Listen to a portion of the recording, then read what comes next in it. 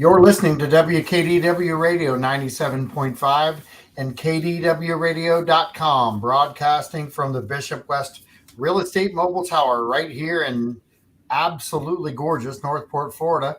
I know we're supposed to be getting some rain sooner or later, but I'm looking forward to filling up the pond behind my house, and hopefully we can get some rain and get things going here, and maybe get the rainy season in and out without too much harm. But I've got two very special guests in the house, Mr. Billy Carlson and Elizabeth Wong from the City of Northport Public Works Department. So I'm going to let you two really quickly just introduce yourself. Everybody kind of knows Billy, but we'll start with Billy and then we'll go down to Elizabeth. Sure. Thanks for having me again, John. Fun as always to pop on the show and kind of keep people up to date with what's going on. So I just have one note before we get into other more exciting topics, but we do have not this upcoming Saturday, but the next Saturday is our household hazardous waste collection event. Different from the one in March. This one's actually being held at the Public Works Complex. You can enter the complex there at 1850 West Price Boulevard, and that'll bring you in the right side so that we can run people through, come in one entrance, go out the other, and hopefully keep things flowing smoothly. So if you were at the original event that got cut short due to lightning, you've been holding onto your tires, you've been holding onto your paint, household cleaning chemicals, things like that, please stop by Saturday, June 4th, between 8 a.m. and noon at the Public Works Complex, and we will be happy to collect your hazardous waste materials. With that said, I will introduce Elizabeth Wong as our stormwater manager, has a wealth of knowledge on the city's waterways and all the things we can do to protect them. So here's Elizabeth. Hey, Elizabeth. Hi. My name is Elizabeth Wong. I have been with the city since 2006, so I'm one of the old timers around here. And what is it specifically that you do? Because I know you have a dart game that you play on occasion. Well, I had to bring that up, but anyway, you have to have a little fun in the office on occasion, right? So, but actually, that's a decoration. That is. Oh man, it was. Awesome. I've never actually thrown a dart. Well, the guilt is out. Whether you threw it or not. But honestly, you've been on the show before, and we've talked about our waterways and the importance of the flowing of water. We're getting into rainy season, and I'm curious because I was actually over off of Hillsborough, and one of the little runoffs that come off of Hillsborough over by Longley. They had just trimmed up that area. Now that's in Charlotte County, but it's coming off the Cocoa Plum. The spillway right there along. You know where I'm talking?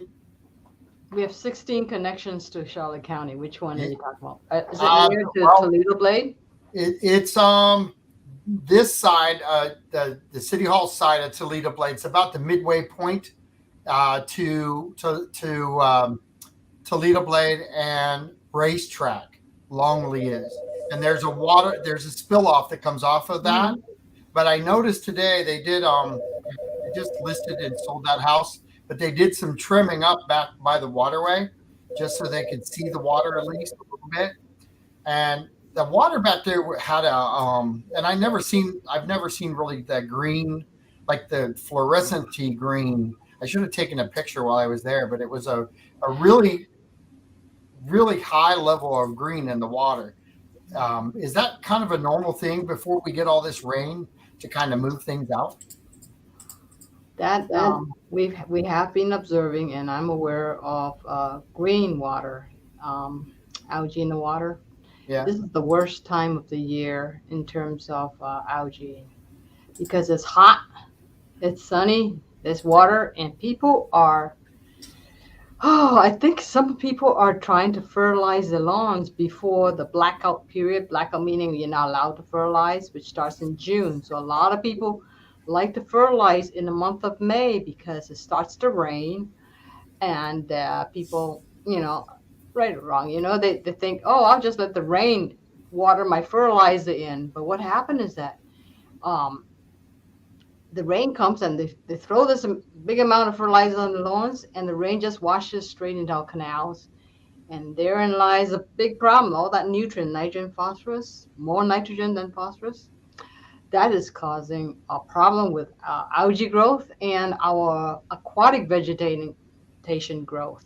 We're having to deal with that right now. What is and I have to ask this because you said something, and I kind of tend to agree. I've been down here for 22 years, and I think it's probably the worst I've ever seen it right now. And I think you would agree. It's not. It's at a high level. I know why it's being caused based on your answer, but what's the remedy other than the smart move, which is everybody chill out, and if you have brown grass, it doesn't really matter. It's going to get green when it rains anyway. But the what's the remedy for it now post the traumatic event of everybody kind of not doing the right thing up front? Or is Definitely Mother stop Nature? fertilizing. Stop fertilizing. Please stop fertilizing. Our ordinance doesn't kick until June 1st, but please stop now. We have a resolution. Back in 2018, the City Commission passed a resolution to ask people to voluntarily stop fertilizing throughout the whole year. Whole year, not just during the wet season, but the whole year. Because, rains have come and go, and they're coming earlier and lasting longer. The rainy season is lasting longer. It's coming earlier in May, and it lasts all the way through to past even October sometimes. So rain is we need the rain, but it causes a lot of runoff and can carry the fertilizers into the waterways. And also, of course, pick up your dog waste, your pet waste, your horses, if you're in the agricultural area, make sure you control the animal waste, because that also has a lot of nutrients and bacteria. Everything lands up in our canal system and then goes out in the Gulf. Well, that's the whole key. The second part of the canal system here, everything travels out. We know that we have a really bad situation out there year after year after year with red tide. This kind of links in with that, doesn't it? Yes, there's been a lot of research out there linking nutrients with algal bloom, of which Carina brevis, which is red tide, is one of the more toxic ones. Oh, she And froze. many Are you types there, of Billy? algae Or blooms. did you? All right. Yeah. Yeah, Red you kind of froze up there a little bit. Can you answer that again real quick? Because you did freeze. Oh, okay. That's okay. I said there has been a lot of research already done that links nutrients, release of nutrients, all different forms of nutrients, especially fertilizers, agricultural runoff, to algae blooms or algal blooms, right? And there are many types of harmful algal blooms. HABs is what they call it. And red tide, of course, is one of the worst. But there are a lot of other algae, the green ones, the filamentous algae, and all kinds of algae. Are you working? I know that you work on our canals to try to keep them healthy. You're giving a lot of insight, right, to how to keep them healthier and what's going on with them. Correct? Yes, we're trying to spread the word. Everybody got to do their part. So, are you working? Do you work or give or provide data from our canals to people who are doing research on the red tide side of things too? I have not, but they are collecting data from all over. So they're kind of an overlay of what you do, and they're more on the federal level, I would think, or the state level. More so. I went to a lot of webinars where I've seen data presented by researchers within the state of Florida. Okay, and what's the value? The value of keeping our canals clean, not just during this time frame, where we see this large amount of algae growing, but even within the other time frames where you try to encourage people from dumping any types of chemicals. People will come in from all over the United States, and they're not used to having canals in their backyard. And I hate to say, some people have bad habits from up north, and they'll take oil and they'll dump it, and they don't care. They do different things that they think is a natural way of getting rid of oil or other chemicals. What's your insight there on how that affects our waterway? We have a unique system that everything that you throw out there in the open eventually lands up in our canal system, which is a lot of people don't know. But our canal system, the majority of the freshwater canal system, is our potable water supply. We take water out of canals and the creek and we treat it for drinking water. So our system is very unique. Not too many out there, but we collect the rainwater runoff, and the canal system is almost like a linear storage reservoir where we can tap into to use for our drinking water supply. So we really need to protect it. What are some of the major contaminants that you see? What's like a top 10 list of contaminants that you see in our canals? Okay. Top 10 one is fertilizers for sure. I have seen a lot of fertilizer people over fertilizing the lawn. You see lush green lawns, and then sometimes you see problems especially if they live along the canals. It does wash off and you see algae blooms. Fertilizers, pet waste is another one. People not picking up their pet waste or just throwing it into the canals, or not picking it up along the ditches, the roadside swells, because all the roadside swells eventually connects to our canals. Then not so much oil. People sort of know that oil should not be thrown outside, but that now and then we may see some oil spills. Some of them are deliberate. Another thing which I see that can contaminate our water is people who have reverse osmosis units. They take the reject water, that's the dirty water, the high salinity water, and pipe it and drain it into our canals or roadside swells, which of course this high solids water is entering our canals. Of course, garbage, lots of garbage. We keep always picking up garbage. You want top 10? You want me to keep going? Well, no, you're getting into I'm almost thinking the common sense kind of things that we can all lend a hand on doing. And you guys do a lot of education out. Newcomers Day, you're out there trying to really kind of change the atmosphere with education, right? Right. Where do you find that with what the waterways look like now? Most of the people who are moving in come from city. They're used to having city water. We don't have a lot of that. But the people who are on our city water, a good portion of our water comes from our waterways, doesn't it? Yes. So we're actually, whatever you throw into the canal, we're either having to siphon out of the drinking water and go through a completely different process than what we would if people would just learn to chill out a little bit, maybe not have your deep green grass, so that we don't have to have deep green canals.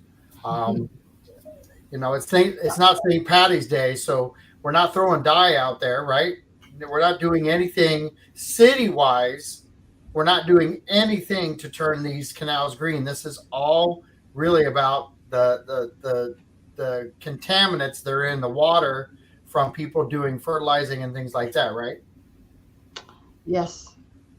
Yes, there's a lot of things that we can try to do better. Agricultural runoff is also another big contributor, farming practices. So, we're getting a lot of feed from in state also. because our waterways get affected that way also, don't they?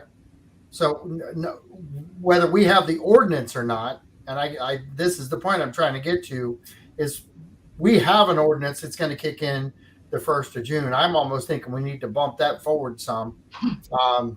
And I know people don't want to hear that, but for the safety of the water, and the fact that people are not really self-adhering to some of this stuff, we're also getting water runoff from outside of our city Yes. that affect our canals too. Yes. And when you do those two combinations, so if we don't have, or back up a little bit, do you know if we are asking our neighboring communities to try to get them to play along with some restraint as far as fertilizer?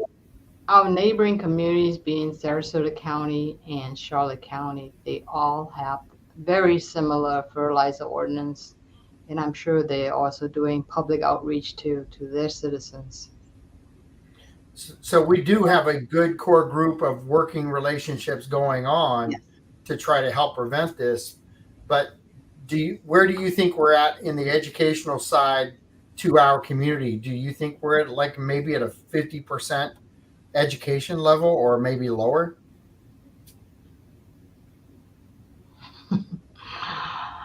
I know it's really a guess, but it's kind of a leverage point.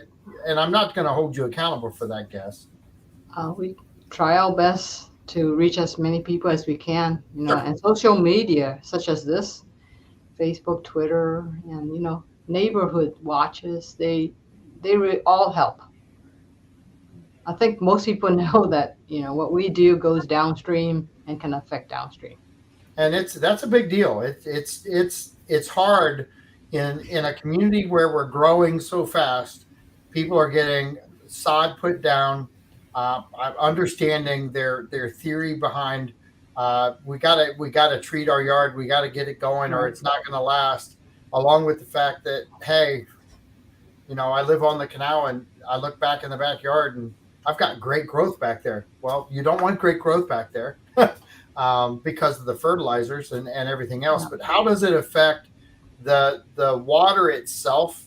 How does it affect the natural state of the water when we're, besides the chemical side of things? I'm talking more wildlife, different things like that. There has to be some trauma that's caused by all of this. When you have a lot of algal growth, especially now when it's hot summer, it depletes the oxygen in the water. The oxygen level, it's already hard enough to have oxygen in the water when it's so hot. The hotter it is, the less oxygen is able to stay soluble in the water for the fish and wildlife. Okay? That coupled with, if you have a lot of algae and a lot of decaying stuff, it sucks up the oxygen. And next thing you know, we might see a fish kill. And so it's very important. These pollutants, not only in them of self, could be toxic to the fishes or the toxins from the algae, but also it depletes the oxygen in the water. And that's what fish needs. It needs a certain amount of oxygen to live. So my advice to a lot of people is, and I follow my own advice. I don't fertilize my lawn. I do not fertilize my lawn. I let the weeds grow. I mow it, or rather I make my husband mow it. I get that. At a same level, and I tell him not to mow it too short. You mow it too short, you're scarring the roots, and then it'll die, right? Mow it a little taller, like maybe about 2.5, 3 inches. But if you mow it evenly, it'll still look good. The weeds will still look good. You do not have to fertilize. I do not fertilize. I'll let nature take its course during the dry season. During winter, it will look a little browner. But as soon as the rain falls, new growth will come up. It'll be grass and weeds. Just trim it the same level, and you don't have to use fertilizer. And you don't have to waste water. All these things are expensive. Fertilizers are very expensive. Of course, and fertilizer's going up. And I think you said something too. The key to this whole thing is that people who are fertilizing, normally the people who fertilize, not just fertilize, but they tend to over fertilize. And so you because your neighbor's not fertilizing, you have to outdo the lawn next to you, and so you're using twice as much stuff, but you're letting it run off too, and causing a lot of harm down the road. And it may not be in your backyard when you're doing it. It may be somebody else's canal view that they've paid top dollar for, that you're now fertilizing the heck out of the canal. And truthfully, that the green color that I saw just coming off of our waterway into Charlotte County on one of the runoffs, it was probably the greenest green I've ever seen in our canals. And I say it's ours because we do have working relationships with our neighbors in Charlotte County and in the whole county of Sarasota. There's other cities that we partner with, and we've got to learn to take care of what we have. Do you know if there's a fertilizer out there that's more, I guess, natural friendly for our canals? Are there things out there, alternatives, than going to Home Depot and buying tons of the fertilizer that we know we shouldn't use? Well, a lot of people make their own home compost. That's pretty good. Home compost is good. And of course, in our ordinance, there's a requirement that if you do choose to fertilize, that you have to use a fertilizer that has at least 50% of the nitrogen in the slow release form. At least 50 or more. More is better in the slow release form. In other words, it doesn't come out of the fertilizer. The fertilizer are little granules. And when you add water, a little bit at a time comes out of that granule so that the plants can uptake the nutrient, instead of the whole thing dissolving in water and running off all at once. So slow release fertilizer is what we require, at least 50% or more. The more the better, in the slow release form, right? The first thing, of course, is please don't fertilize. You really don't need to fertilize. But if you really want to fertilize, and I encourage you to fertilize your little vegetable garden, your pots, your landscape plants, but not broadcast this fertilizer everywhere on the lawn, because that's a big area. That's, you don't need to do that. Just let the rains come and it'll turn green. Mother Nature has a way it's taking care of itself, and we're kind of blessed that we're along waterways where we've got some real natural beauty here. If we don't all learn to take care of it, and it does take a whole city joining in. It really does. It takes a whole city to be committed to our waterways. A large amount of that is our drinking water. Mm-hmm. And we're blessed. How many miles of city water or canals do we have, Billy? I believe it's 80 plus, 70. Might be 80. 70 miles of waterway and creek. All right. So we've got 70 plus, would you say? Is that fair? Around 70 miles. All right. So, with 70 miles of canal, we're one of the very few cities in the United States that has that. Yeah. I think if you ranked us, we're up there pretty high in the United States on the city size with the amount of canals we have. I don't even know that we've ever talked about anybody else not in the United States that has this many canals in their city. So if we don't all start taking care of it now, there's a lot of damage that we can cause and with new people coming into town and not understanding what's happening, because you live up north, you may not live anywhere near waterway, and you're just so used to going out and fertilizing all the time and having the a number one yard in your neighborhood. Down here, when you have your a number one yard in your neighborhood, you're going to have 4 or 5 other people kind of going, wait a minute, I got to catch up with the Joneses. The next thing we know, we've got fluorescent green algae growing everywhere in our waterway. And that's really what Elizabeth is saying, is that you don't really need to do that. When rainy season hits, all of the, believe it or not, all that sod that you think is dead, it's going to come back. Just like our yards do each and every year. It may take you a little bit longer to get things going, but at the end of the day, we're trying to educate on how to take care of the canals and your yard at the same time. But you live in Florida. Why not just relax? You can work on your flower beds. You can do certain things, but chill out on the excessive amount of fertilizer that you're throwing out. I have a feeling that the cost of fertilizer is going to dictate a lot of change in this too, because that's now going up. And if someone before the ordinance right now, if somebody's going to fertilize, isn't it smarter to fertilize just before it rains versus throwing it down and then waiting for the rain to wash it away and then fertilizing it again? If you really want to fertilize, don't wait for that big afternoon thunderstorm and throw the fertilizer just before the thunderstorm.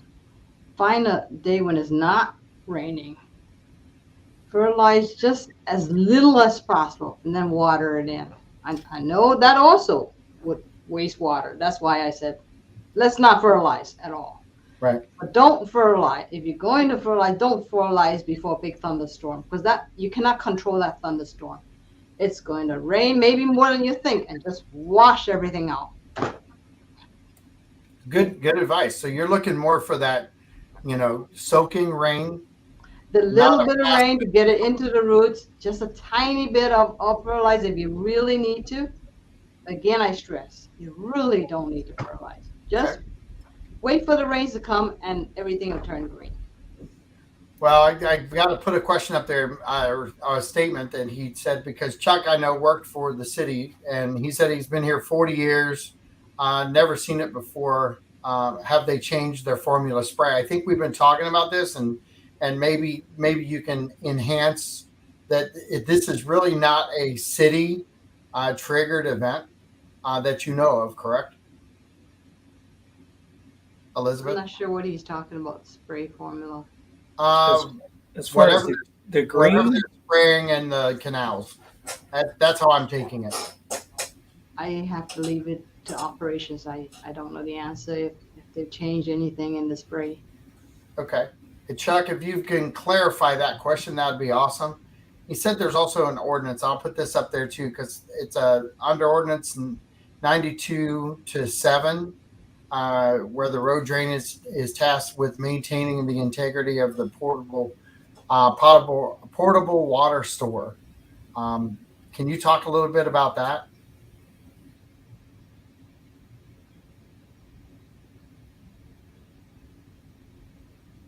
I'm not sure what Mr. English is referring to. I think Okay. there's some typos in there too. I'm not sure. Okay. Do we're maintaining the waterways, and we're doing all these things now, right? We have the responsibility of maintaining the waterway to be free and clear for drainage purpose. Yes. And then we actually have, I know we've used it. We've had Billy talk about it on the show with the Amphibious that's going down and being able to open up the waterways so that the water flows quicker too, and that things are happening that way, correct? Prior to storm season, and also during and after a storm, so that we can clear blockages and get the water flowing again, right? Sometimes, especially this time of the year before the big rains come, we have a lot of aquatic vegetation growth, and this accumulates at our water control structures, and it will clog it, and we need to keep it free and clear so that we can open gates as needed, open and close gates, so it all ends up usually at our control structures. do we have a lot of blockages that occur prior to big storms or more post? We try to make sure that that before the big rainy seasons come, we try to keep everything as clear as possible.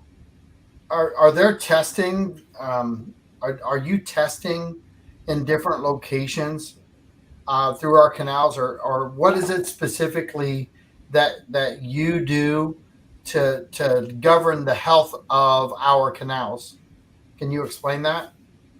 We do have water quality testing programs, and our staff is always diligent at looking and checking and see where the aquatic vegetation is growing. They try to catch it before it overgrows.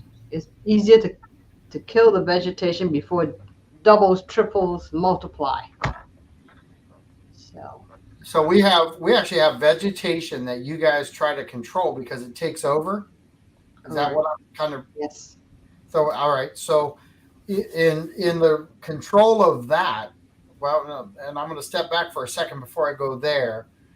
Um, with all this extra fertilizing and that runs off, does that create more of a problem for those types of plants because they're able Yeah. to like, magnify their growth?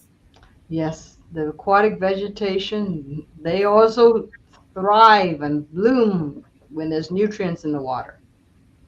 So any excess fertilizer runoff could also cause the aquatic vegetation. A lot of it is floating, and they just multiply so quick you wouldn't believe. Well, and I think there's a kind of a double way of looking at it too. One, we're feeding the kind of feeding the beast, and I have to look at it that way because the beast comes in two different forms. It can be washed out and into our Gulf and cause an issue out there, or the beast can stay in our canals and grow extra vegetation and cause a lot of problems in a storm or different areas. Along with the fact that it's going to cost us money as taxpayers because we're having to go out there and work maybe twice or four times as hard to keep those canals clean because that growth is growing at a faster rate than we can keep up. Is that pretty much accurate? That is accurate. We need to keep up with all this vegetative growth. It cannot clog up our canals. Rainy season's coming in about 2 months or so. The big storms are coming. We got to keep the vegetation down. And I know we've been working really hard at keeping those all regulated and opened up. And it matters, and people don't really understand this. We've kind of controlled the flooding in our area because we have not just taken on our canals, but we've gone upstream and cleared a lot of things out too, right, Billy? Yes, I mean our control efforts. I mean they pretty much start where the water comes in, and it's like Elizabeth has said, it's kind of a year-round process, especially leading into rainy season where they're working to make sure all the water control structures are clear.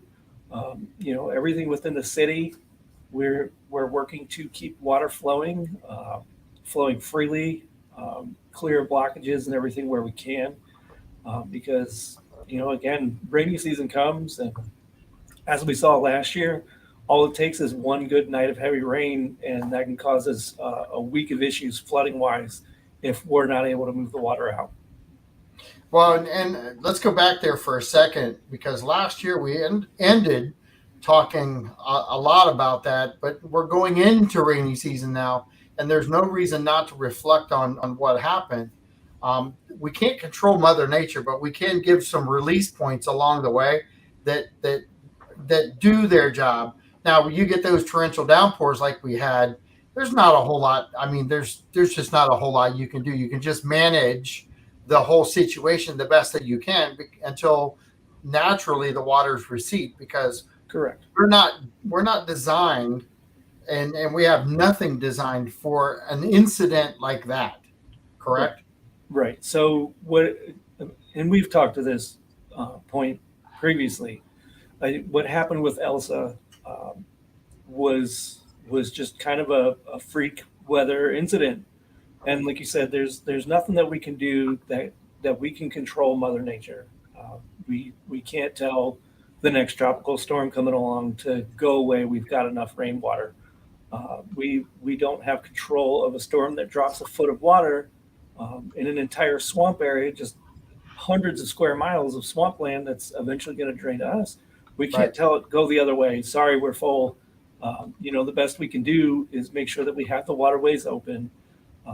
In advance of the storm, we're maximizing water flow to try to get out as much water as possible. And we saw that with tropical storm. I don't know if I got to hurricane, but Fred was the next one to come along. I mean, within a week or two of Elsa, we had just gotten off of that, that headache. And then Fred comes along, and for a while there, it was threatening to dump a bunch more rain on us. And I spoke with one of the local news agencies then, and like we've mentioned before, nature's going to do what it wants to do. The best we can do is make room for that water to go where it decides it wants to go. So the best thing we can do is clear the waterways, keep the waterways flowing, and then if we have another freak gathering of rainwater, we can hopefully move it along quickly. So I'm going to go back to Elizabeth, because with everything that she talks about and those types of storms where they dump a whole lot of things, there's some prep that goes into getting ready pre-storm, because we do have some notice there, at least that storms are coming. And I think one of the things that I want to talk about now, and I think it's probably going to ring true to how you feel, Elizabeth, is that people need to be aware of what they have on the ground during a tropical downpour like that, in case we do flood. Because listen, we can't control Mother Nature, and we get hurricanes, and there's all kinds of things that get swept into our waterways, but during a hurricane, and that's a little different, because we really are doing the best we can at that point to survive it. And you're still trying to get oils and different gases and different products up out of the way so it doesn't get washed away. But we're talking maybe some just regular rain, where you've got things that are near the canals or within the range that you know of as a homeowner, that, hey, I had water here last year, I need to move my stuff back. Is that something that you would really want everybody to look at and say, listen, we went through this last year, kind of rearrange your chemical base, where you have certain things stored, because if we do get that rain, we don't want it all being washed into the canal again. And that's just something we can self-police before a storm. Yes, absolutely. Check your yard. Look for flying objects, things that we've seen got into our waterways during the storm that can clog up our structures, our gates, our pipes. Coolers. We find a lot of coolers floating in the water. Pieces of docks. Check that your docks, if you have a dock along the waterway, that it's not falling apart and will break apart during the hurricane and float downstream and clog our structures up. We found all kinds of stuff that in the canals during the storm that could be very harmful. Of course, look out around your yard. Look for any open containers of chemicals. Things should not be outside. Anything that is chemical in nature should not be stored outside. Bags of fertilizer, definitely. First, don't have any around. If you do have some, keep it inside your garage, inside, and high enough so that water don't go on it. Used oils, should not be having any used oils around, laying outside. Anything that can spill over, wind can throw down, that can enter our waterway. Be mindful of that. I want to add a few things that you talked about a little earlier. Our waterways, they're not designed for a 100-year storm. And Elsa last year, Elsa was a 100-year storm based on the rain and how long. It was a 100-year, maybe 3 to 4 day storm. And that is something our canal system and creek cannot handle. It was not designed. May I add also that when it was designed by General Development Corporation, GDC, a long time ago, they designed it for a 10-year storm. 10-year storm, Right. not a 100-year storm. And uh, um, our storms are getting bigger and bigger. And last year was definitely a 100-year storm. Over 10 inches of rain is a 100-year storm in one day. It was over 10 inches. It was almost 11 inches. And I don't know, and I don't know that you know this number off of your head, or if there is anybody. I've lived in a lot of cities, and I'm trying to think of one city that could handle 10 inches of rain in one day. I don't know that across America we have cities that can handle that. That's a lot of water being That's a dropped. lot of water. Right. And just to give you an idea, the watershed, Northport is at the very bottom of a huge watershed. It's called the Big Slough Watershed. Emphasis on the word big. It's called Big Slough for a reason. Right. It's almost 200 square miles, starting way up there in DeSoto, going through Manatee, Sarasota, and then finally we're at the very bottom of it. And we're flat. We're very flat, So we're having all this water come at us. And then we have a system's not designed for a 100-year storm. It's a 10-year storm. So we try our best to keep the waterway as clear and free as possible. But sometimes, it's hard to make water go away fast. Well, and truthfully, Billy and we've talked about this before, and we may have hit on it the last time you were on the show, Elizabeth, that the water that we're taking in now, we're managing differently because we're better at it. It's not that we've gotten new canals, because we haven't gotten new canals. It's the same canals. We're just managing them differently than we did, say, 20 years ago. Absolutely right. Absolutely right. And 20 years ago, we didn't have this regiment of things we do before the rainy season. It was all reactive. Now we're getting more on the proactive side, where we try to clean out the ditches. We have retention ditches that fills up with deposits, cattails. We have a program to keep those flowing. Those retention ditches feeds into our wet canals, the 70 miles I mentioned. There's 232 miles of retention ditches. So we have a program of clearing that out throughout the whole year, keeping out Mayakachi Creek clear of fallen trees is very important. And, along the creek, it's not very big. The Mayakachi Creek is not very big at all. And a couple of trees falling across it could start damming up the whole creek. So we're trying to address that and do the best with what we got. We also have a lot of gated structures, gates along the canals, and we're trying to move water around, draw the water down before the storm comes. Let the water out. If we know the storm is coming, as it moves towards us, it's going to hit our area. We lower the gates, we get rid of the water in the canal, lower it as much as we can so that it has more storage volume. Okay. When the rains do come. So it's a little tricky, but we have a very good operations group that's got a lot of experience handling this over the years.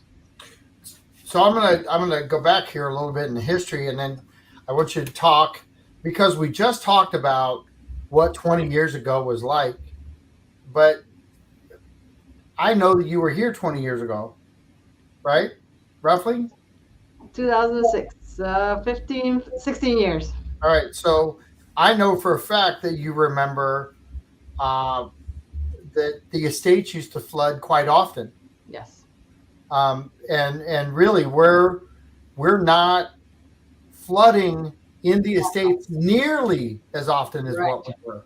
Correct. And that has to do with everything that's happened over those 16 years that you've been here. Yeah. And you've been probably a vital part, along with others, on implementing a game plan to make this water go away as quickly as possible, correct? Yes, I think we as a team in Public Works have gotten to understand our system a little bit better, look at where we can do some proactive work.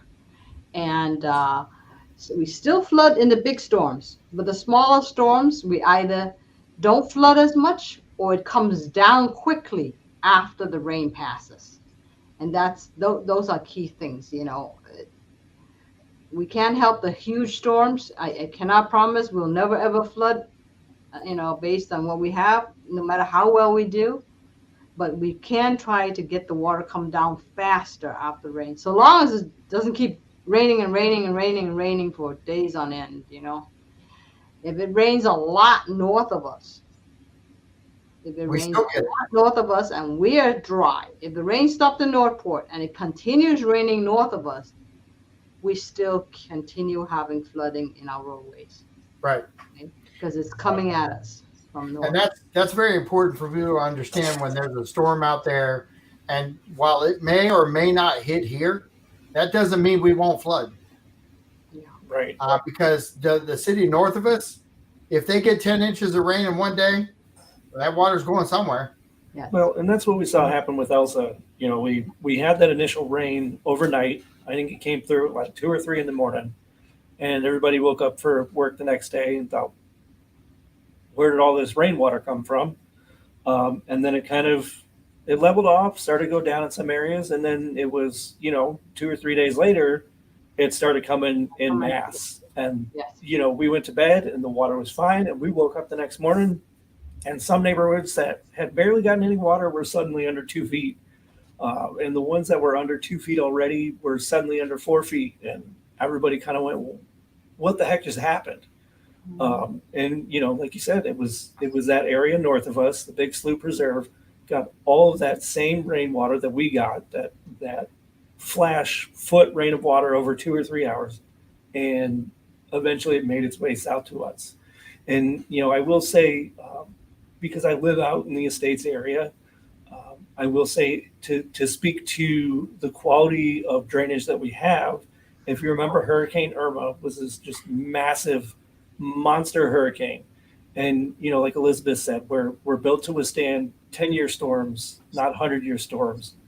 Think about a storm like Hurricane Irma that you watched as it went north, sucked out all the water in the harbor, sucked out all the water in our area.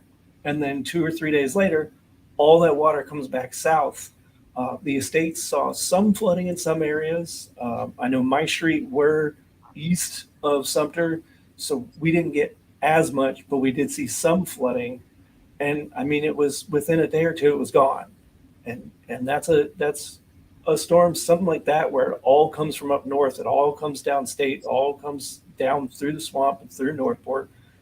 If we didn't have the quality of drainage that we do have, that could have been disastrous.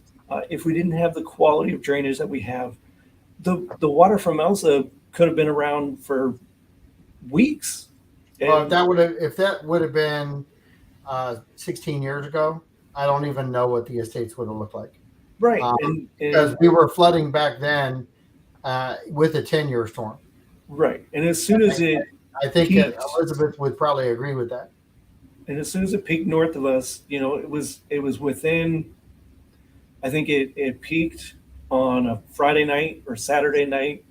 And by Monday morning, you know, Tuesday, most places you wouldn't have known, other than, you know, the soaked grass. You wouldn't have known that we were just under 3-4 feet of water. Right. So I've got about 5 minutes left. I know that we talked about this the last time, and I don't know where we're at on it, but we had talked about soil samples that were being done to test our canals. Are we still doing that, Elizabeth? We're not testing soil, we're testing water. Also, we only test the water. We don't test the soil underneath. No. Is that? And I'm reading, and I think we talked about this before, and probably had the same answer. Why would somebody want the soil sample versus the water sample? Do you know? when we go, we have some hopes of doing some dredging of canals in the future. At that time, there's going to be permitting required, and then we'll be required to, depending on what we do with the dredgings from the canal, we may have to do some soil testing of the dredgings. Is that very similar? And I'm using kind of some land type comparison.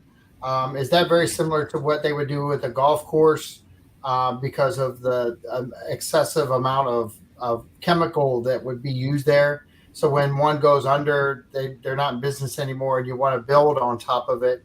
You kind of have to do some soil samples to see if there's any really high levels of contaminant before you build on it or move that soil. Is that kind of the same theory with the dredging and kind of getting things cleaned up too?